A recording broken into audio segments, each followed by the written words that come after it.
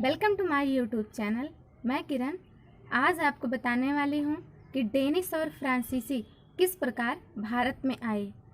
Means Dutch और अंग्रेज की बात किस प्रकार डेनिश और फ्रांसीसी इंडिया में आए और उन्होंने अपना व्यापार किस तरीके से स्टार्ट किया और क्या क्या इसके बाद युद्ध हुए या फिर क्या प्रॉब्लम आई, इन सारे विषय में हम बात करेंगे।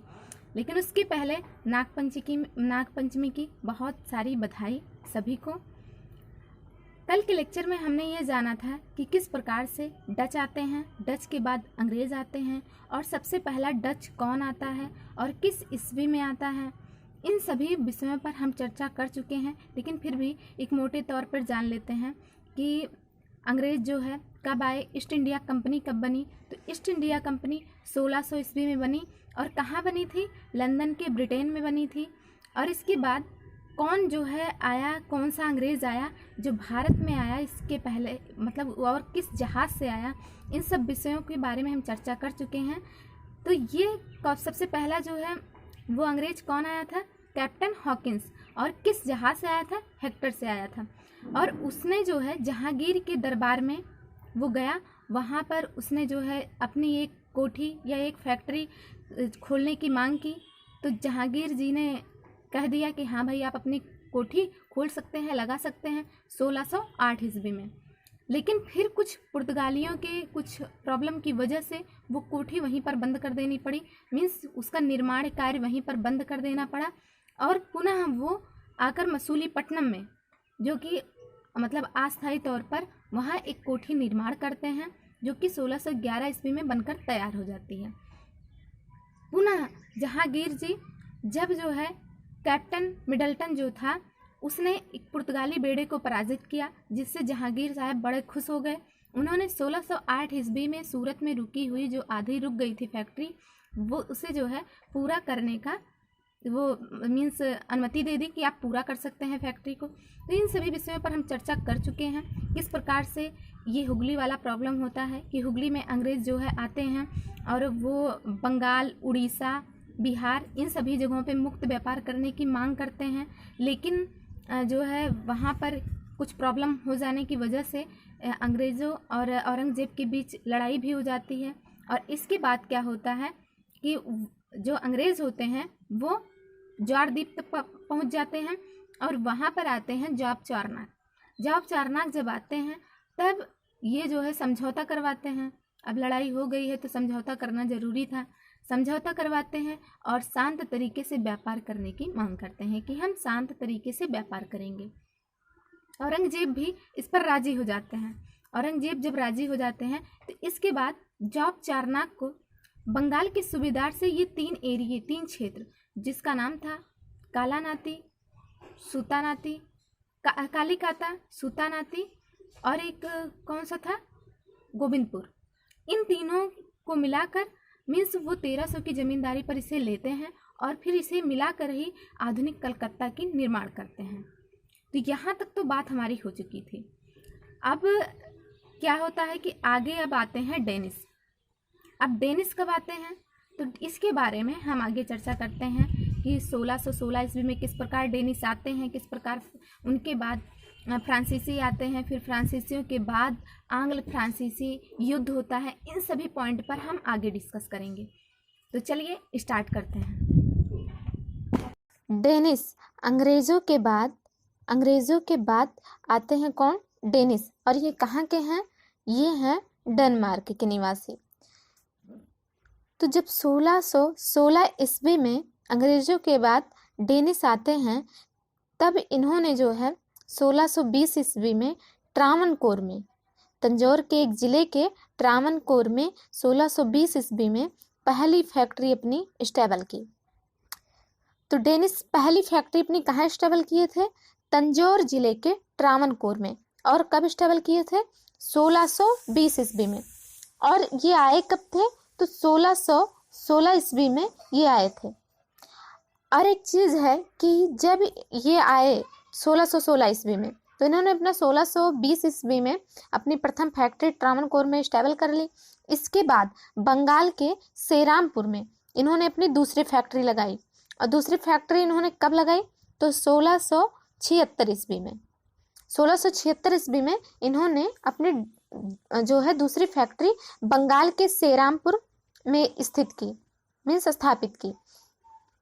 इसके बाद 1745 ईस्वी में इन्होंने अपनी सारी कंपनियों को बेच दिया। सारी कंपनियों ने यहाँ भारत में व्यापार में इंटरेस्ट नहीं आया और इन्होंने अपनी 1745 ईस्वी में कंपनियों को बेच दिया और बेचकर ये भारत से चले गए।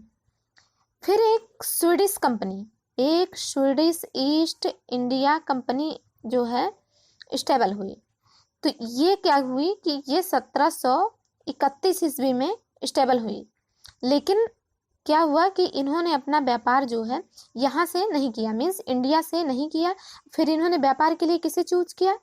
व्यापार के लिए ये इन्होंने चूज किया चीन को, मीन्स 1745 में ये गए, लेकिन 1731 में यहाँ पर एक कंपनी स्टेबल हुई जिसका नाम क्या था? Swedish east India company.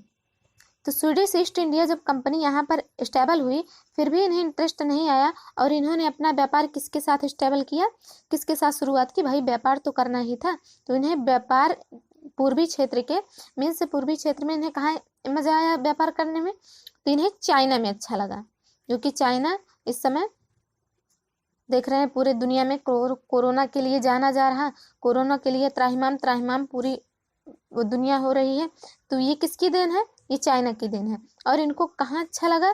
तो चाइना में अच्छा लगा कि ये अपना व्यापार चाइना से करें, इसीलिए इन्होंने भारत की जगह किसे चुना? चाइना को। तो ये स्टेटमेंट आपको याद रखना बहुत ही ज़्यादा इम्पॉर्टेंट है। तो इनके बारे में इससे ज़्यादा ना ही क्वेश्चन पूछा जाता है और ना ही एसएससी वगैरह या फिर वनडे एग्जाम्स में बहुत ज़्यादा क्वेश्चन इनसे रिलेटेड आते हैं, लेकिन फिर भी हमारा काम था जानना, तो इसलिए हम इनके बारे में भी थोड़ा पढ़ लिए।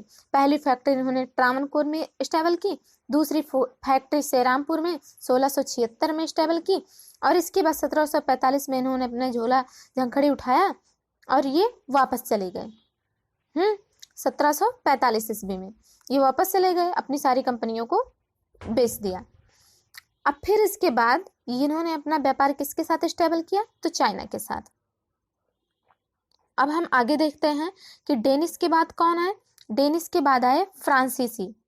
ये इनके बारे में पढ़ना ज़्यादा जरूरी है, क्योंकि इनसे आंग्ल फ्रांसीसी संघर्ष के बारे में भी क्वेश्चन पूछा जाता है और फ्रांसीसी से रिलेटेड क्वेश्चन एसएससी या फिर यूपी ट्रिपल एसएससी, रेलवे, इन सभी एग्जाम में लगभग अगर इंडियन हिस्ट्री से पार्ट से कुछ पूछा जाता है तो इन सब क्वेश्चनों से ज़रूर पूछा जाता है, इसलिए इसको ध्यान से देखें।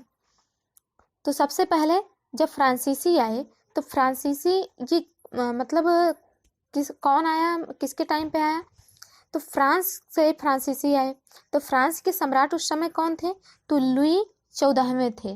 कौन था? लुई 14वां। लुई 14वें के प्रसिद्ध मंत्री जो थे इनके, वो उनका नाम था कोलबर्ट। कोलबर्ट ने एक जो है फ्रांसीसी व्यापारिक कंपनी स्टेबल की, मीन्स कंपनी एक स्थापित की जिसका नाम था कंपनी द इंड ओरिएंटल। कंपनी द इंड ओरिएंटल, जिसकी नाम था कंपनी द इंड ओरिएंटल। फिलहाल इससे रिलेटेड ज़्यादा क्वेश्चन नहीं पूछे जाते हैं कि कौन सी कंपनी फ्रांसीसी व्यापारिक कंपनी बनी। तो फिर इसके बाद जब यहाँ पर आते हैं मीन्स 1668 ईस्वी में, तो फ्रैंको कैरो ने सूरत में एक पहली फैक्ट्री अपनी स्टेबल की। इनका नाम क्या था? Franco Cairo. फ्रैंको कैरो जो थे इन्होंने 1668 ईस्वी में एक फैक्ट्री स्टेबल की, एक फैक्ट्री अपनी स्टेबल की।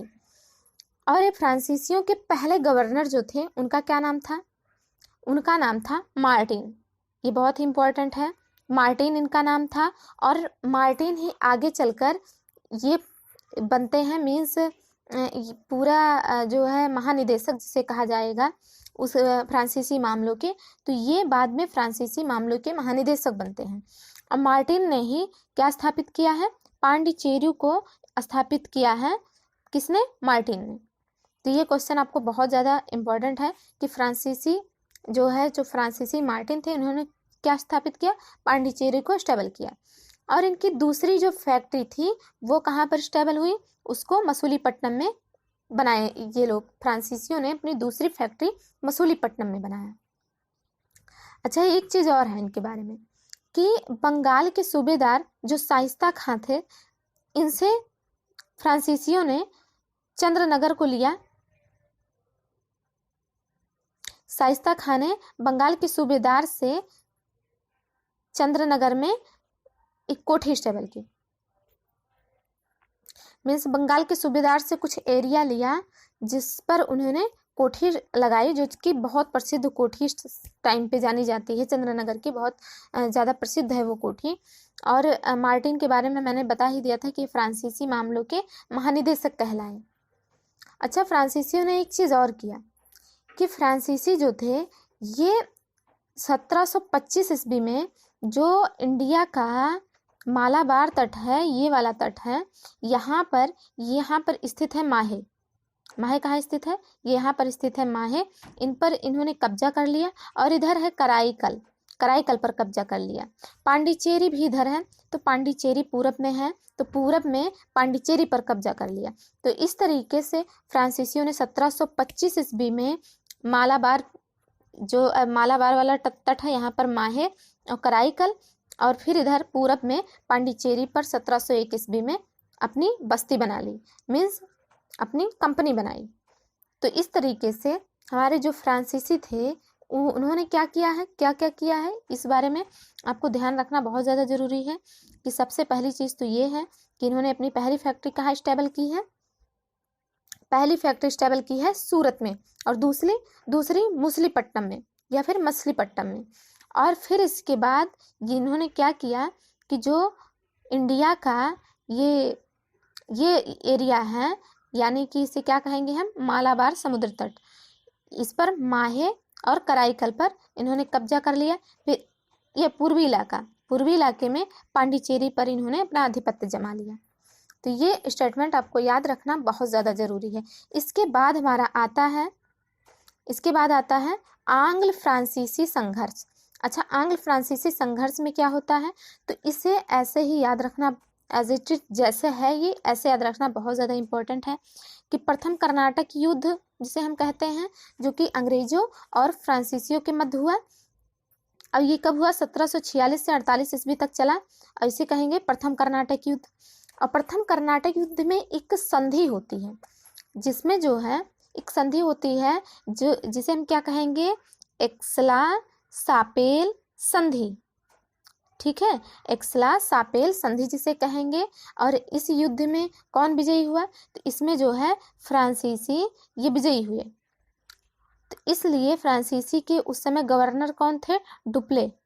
अब भाई जब ये जीत जाएंगे तो इनकी क्या होगी कि इनका बोलबाला तो हो ही जाएगा। तो इसीलिए इनका रौब रुतबा थोड़ा बढ़ गया ज़्यादा, फ्रांसीसी गवर्नर डुप्ले जो थे, क्योंकि इन्हीं के नेतृत्व में ये जो है मीन्स ये युद्ध जो हुआ था ये फ्रांसीसी गवर्नर डुप्ले के नेतृत्व में हुआ था। इसीलिए इनकी जो ख्याति थी उस टाइम पे बहुत ज़्यादा बढ़ गई। और प्रथम कर्नाटक युद्ध के टाइम ही इस समय कौन सा संधि हुआ था? एक्सला-सापेल संधि बहुत ही इंपॉर्टेंट है, इसको याद रखिएगा। प्रथम कर्नाटक युद्ध कब हुआ? तो 1746 से 1748। नेक्स्ट आता है द्वितीय कर्नाटक युद्ध। अब द्वितीय कर्नाटक युद्ध कब होता है? तो 48 में ये खत्म होता है, 49 में फिर से स्टार्ट हो जाता है। कौन सा? द्वितीय कर्नाटक युद्ध। अच्छा, जब ये स्टार्ट हो जाता है फिर ये 54 तक चलता है, मीन्स 5 साल ये चलता है। अब 5 साल चलने के बाद यहाँ पर भी एक संधि होती है। अब वो कौन सी संधि होती है? तो यहाँ होती है पांडिचेरी, जिसे हम इस समय क्या कहते हैं? पुदुचेरी। तो ये पांडिचेरी का संधि यहाँ पर होता है। अब इसको आप ऐसे याद करिएगा कि पांडिचेरी पी ऐसे है तो इसलिए पांडिचेरी पहली है, क्योंकि लास्ट में कौन सी संधि होती है? यहाँ पर होती है पेरिस की संधि, और जिसमें क्या होता है कि फ्रांसीसी पूरी तरीके से हार जाते हैं और ये पक्ष चला जाता है किसके? अंग्रेजों के पक्ष में। तो इसलिए ये याद रखना आपको बहुत ज़्यादा ज़रूरी है कि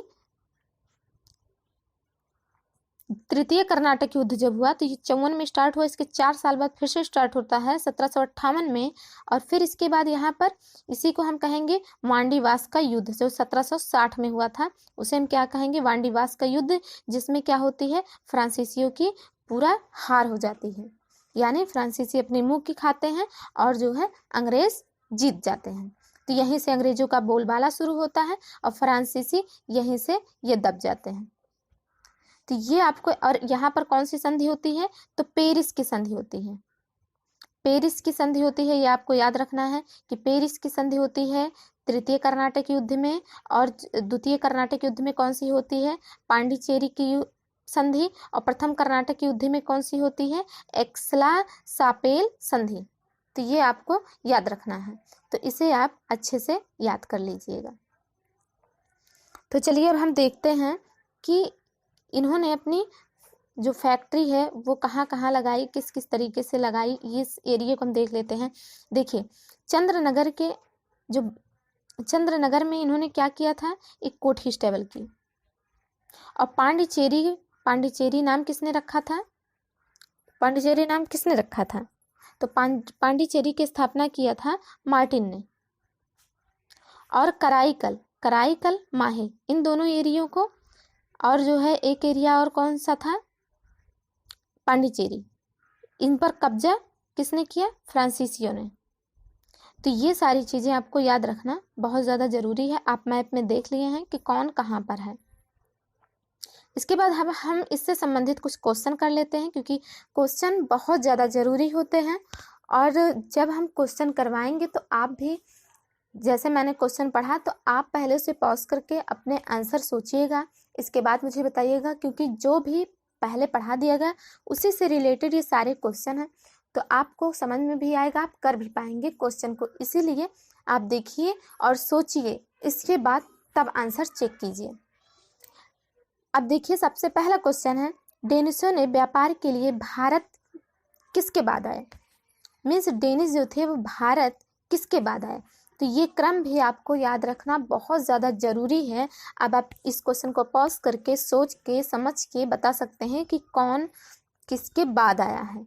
तो इसलिए अब आप सुनिए कि सबसे पहले कौन आए, तो सबसे पहले आए पुर्तगाली, पुर्तगालियों के बाद कौन आया, डच के बाद कौन आए, अंग्रेज। अच्छा, अंग्रेजों के बाद कौन आए,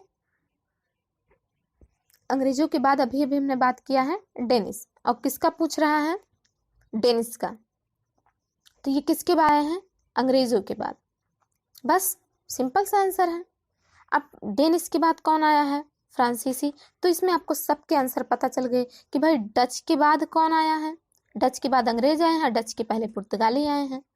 अच्छा, स्वीडिश, फ्रांसीसियों के बाद भी स्वीडिश आए हैं, लेकिन इसके बारे में हम ज़्यादा नहीं पढ़ते हैं, क्योंकि ये बहुत ज़्यादा कुछ व्यापार में इन्होंने ज़्यादा इंटरेस्ट नहीं लिया, इसलिए इन्हें हम छोड़ देते हैं, क्योंकि इनसे रिलेटेड कुछ क्वेश्चन भी नहीं आते हैं।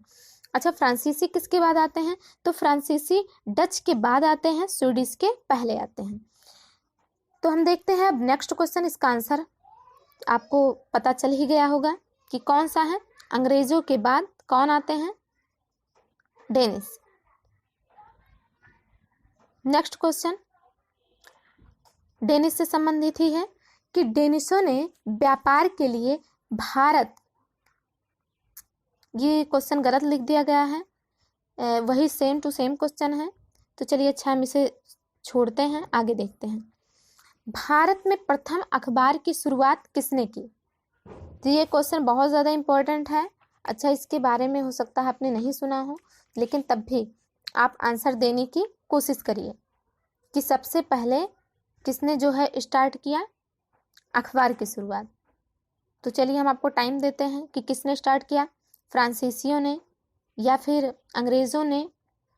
तो किसने स्टार्ट किया है, देखिए अंग्रेज़ों ने तो स्टार्ट नहीं किया, डेनिसों ने भी, ये तो भाई कुछ समय तक ही रहे, तो इन्होंने कुछ अपना मीन्स कोई रोल ही नहीं अदा किया। स्वीडिश, ये भी नाम मात्र के ही थे। तो किसने स्टार्ट किया, फ्रांसीसियों ने। अखबार की शुरुआत किसने किया, फ्रांसीसी। याद रखिएगा, इंपॉर्टेंट क्वेश्चन है। अब हम नेक्स्ट देखते हैं, फ्रांसीसी किसके बाद भारत आए? ये भी इम्पोर्टेंट क्वेश्चन है जो अभी अभी हमने डिस्कस किया है, फिर भी आप सोचिए, टाइम लगाइए, थोड़ा सा इस पर टाइम दीजिए और आपके जो क्वेश्चन सही होते हैं आप कमेंट करके उससे बताइए कि हमने इतने क्वेश्चन का आंसर बिल्कुल सही सही दिया है। तो सबसे पहले देखिए, फ्रांसीसी किसके बाद भारत आए? डच के बाद आए कि अंग्रेज के बाद आए कि डेनिश के बाद आए कि स्वीडिश के बाद आए? तो देखिए भैया, सबसे पहले कौन आए थे? पुर्तगाली। और पुर्तगालियों के बाद कौन आया? डच। तो डच के बाद कौन आया? डच के बाद आए अंग्रेज। तो इसलिए भैया डचों के बाद तो होगा नहीं, ये हो गया गलत। अच्छा, अंग्रेज के बाद कौन आए? तो अंग्रेजों के बाद पुनः आए डेनिश, तो ये भी हो गए गलत। अच्छा, डेनिशों के बाद कौन आए? तो डेनिशों के बाद आ गए फ्रांसीसी, तो ये हो गया हमारा सही आंसर। अब इसे तो देखने की जरूरत ही नहीं। अब हम देखते हैं अपना नेक्स्ट क्वेश्चन। भारत आने वाला प्रथम फ्रांसीसी गवर्नर कौन था? अच्छा, फ्रांसीसी गवर्नर ये पूछ रहा है, तो इसलिए ध्यान दीजिएगा कि फ्रांसीसी गवर्नर कौन था और फ्रांसीसी कौन था, इन दोनों क्वेश्चन में डिफरेंस है। तो अच्छा, मार्टिन भाई, इनके बारे में हम बाद में देखते हैं। थॉमस रो, ये तो एक अंग्रेज था। थॉमस स्मिथ, ये अंग्रेज गवर्नर था। इनमें से कोई नहीं। तो क्या आपको लगता है इनमें से कोई नहीं? अच्छा, अब हम देखते हैं इनमें से कोई नहीं। भाई ये तो कोई ऑप्शन नहीं। थॉमस स्मिथ एक अंग्रेज था, इसलिए ये हो नहीं सकता। थॉमस रो भी जहांगीर के दरबार में ही आया था, वो भी एक अंग्रेज ही था। तो इसलिए फ्रांसीसी कौन था? मार्टिन। और फ्रांसीसी गवर्नर मार्टिन। अब हम देखते हैं नेक्स्ट क्वेश्चन। क्वेश्चन नहीं देखते हैं, ये बहुत ही इंपॉर्टेंट है। आज ही हमारा भारत में यूरोपीय कंपनियों के आगमन के बारे में ये ख़त्म होता है। इसके बाद हम स्टार्ट करेंगे MCQ, जिसमें हम आपको मीन्स मान के चलिए कि 40 से 50 क्वेश्चन का एक सेट करवाएंगे, जो पिछले एग्ज़ाम्स में आ चुके हैं या जो आएंगे, या फिर जो भी अच्छे क्वेश्चंस हैं उनको करवाएंगे। लेकिन उसके पहले हम देख लेते हैं कि इनके आगमन का क्रम क्या है, क्योंकि आपने देखा कि इसके पहले भी क्वेश्चन इसी से रिलेटेड उठे हैं। तो हम देख लेते हैं कंपनियों के आगमन के विषय में। तो सबसे पहले कंपनी कौन सी आई है? पुर्तगाली। तो पुर्तगाली कब आए हैं सबसे पहले? और ये कब आए हैं? 1498 ईस्वी में। इसके बाद डच आते हैं। डच कब आते हैं? 1595 ईस्वी में। लेकिन इन्होंने व्यापार अपना स्टार्ट किया है अंग्रेजों के बाद, यानी ये भी आपको याद रखना बहुत ज़्यादा जरूरी है। अंग्रेज कब आते हैं? अंग्रेज 1600 ईस्वी में आते हैं।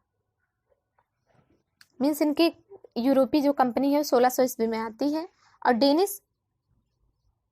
डेनिश जो आते हैं, डेनिश आते हैं 1616 ईस्वी में। अच्छा, एक चीज़ और है कि 1600 ईस्वी ये गलत लिख दिया गया, क्योंकि 1600 ईस्वी में तो ईस्ट इंडिया कंपनी बनी थी और 1608 ईस्वी में ये भारत आते हैं। और इनके साथ कौन सा अंग्रेज सबसे पहले भारत आया? Captain Hawkins. तो इसलिए इसे याद रखिएगा 1608, यानी ये 1608 है। तो चलिए अब हम देखते हैं डेनिश 1616 ईस्वी में आते हैं और फ्रांसीसी 1664 ईस्वी में इंडिया आते हैं। ये हमारा क्रम है आने का। तो इसलिए ये आपको याद रखना जरूरी है कि कौन कब आया है। तो सबसे पहले आते हैं, इस तरीके से हमारा क्रम बनेगा: पुर्तगाली, डच, अंग्रेज, डेनिश, फ्रांसीसी। नेक्स्ट देखते हैं कंपनियों के स्थापना के क्रम में। तो कंपनी की स्थापना कब हुई है इसके बारे में देखते हैं।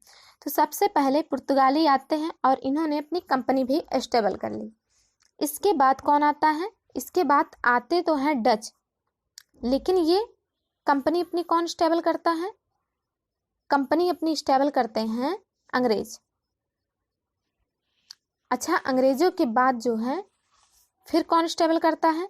डच स्टेबल करते हैं, जो कि जो है ये कब स्टेबल करते हैं? सबसे पहली अपनी फैक्ट्री 1627 ईस्वी में।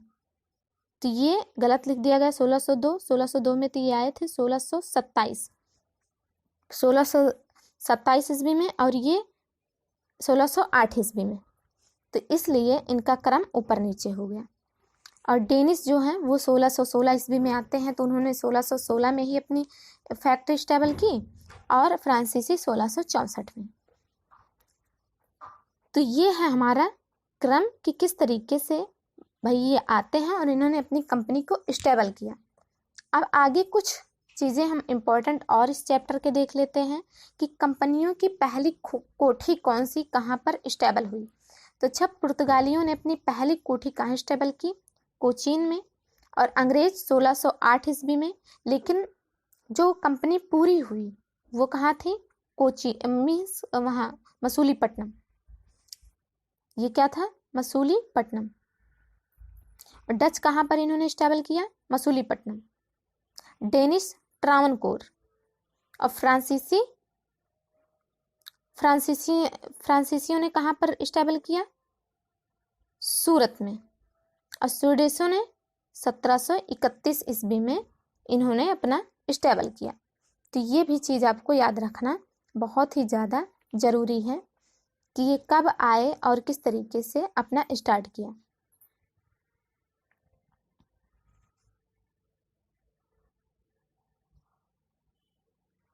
अब हम आगे देखते हैं कंपनियों के प्रथम गवर्नर के बारे में। तो सबसे पहला जो हमारा पुर्तगाली गवर्नर, उसका नाम था अल्फांसो डी अल्मीडा। और अंग्रेज जो गवर्नर था उसका नाम था sir Thomas Smith. Dutch governor जो था उसका नाम था बिर्निच ओ। डेनिश गवर्नर का नाम डहस्तमान। और फ्रांसीसी गवर्नर का नाम मार्टिन। स्वीडिश गवर्नर का नाम विलियम यूसेलिंग्स। अच्छा, एक चीज़ हम पीछे और देख लेते हैं जिसके बारे में शायद हम लोगों ने गलत डिस्कस कर लिया है। ये जो हमने बात किया है कि इनकी कंपनियां कब स्टेबल हुई हैं, इसके बारे में हम पुनः देख लेते हैं। तो कंपनियों की कोठी हमने बता दिया कि जब ये 1627 में स्टेबल करते हैं और ये 1608 में, ये अलग बात होती है। और इनकी कंपनियों की स्थापना कब होती है हम इसके बारे में देख रहे हैं।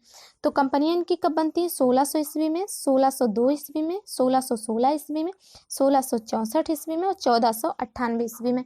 इसलिए ये क्रम आपको ध्यान में रखना है। यहाँ पर आपको ये नहीं याद रखना 1627 और 1608, क्योंकि ये तो कोठियों की स्थापना हुई थी।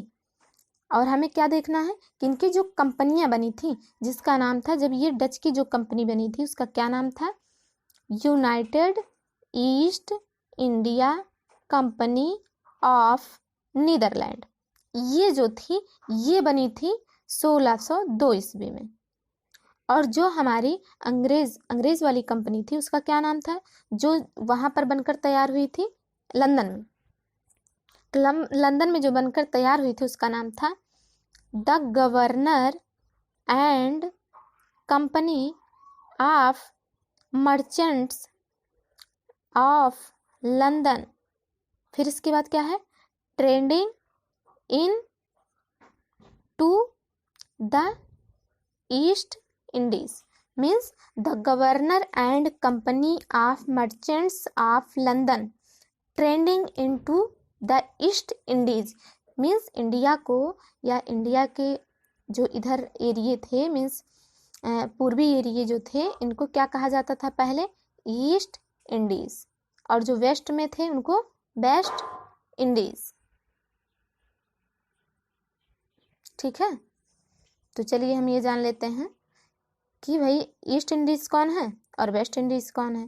तो अब हमारी ये जो पुर्तगालियों के आगमन के बारे में था वो हमारा यही ख़त्म होता है। इसके बाद हम एक और लेक्चर में MCQ सॉल्व करेंगे और हमारा आधुनिक हिस्ट्री का ये मीन्स विदेशी कंपनियों के आगमन का चैप्टर यहीं पर क्लोज होता है। Thank you friends.